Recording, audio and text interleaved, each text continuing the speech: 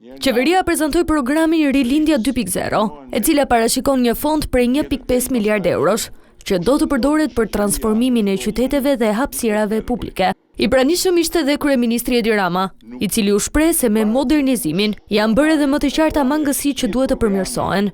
Me arsyet që na çojnë në këtë program. Fakti është që sa më shumë përmirësohen kushtet,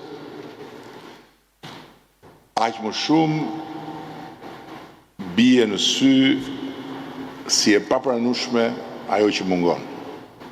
Dhe kjo nuk është mosmirnjohje, është pritshmëri për standarde të tjera. Për Ramën ky program shërben dhe për procesin e antarësimit të vendit në Bashkimin Evropian.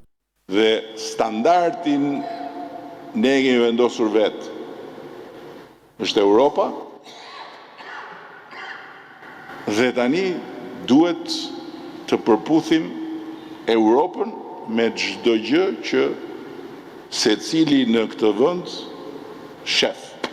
Gjatë fjalës së tij, Rama bëri dhe një krahasim me mjekët e Real dhe Fallxhorët, duke theksuar se pakënaqësitë e qytetarëve duhet të shërbejnë si reflektim.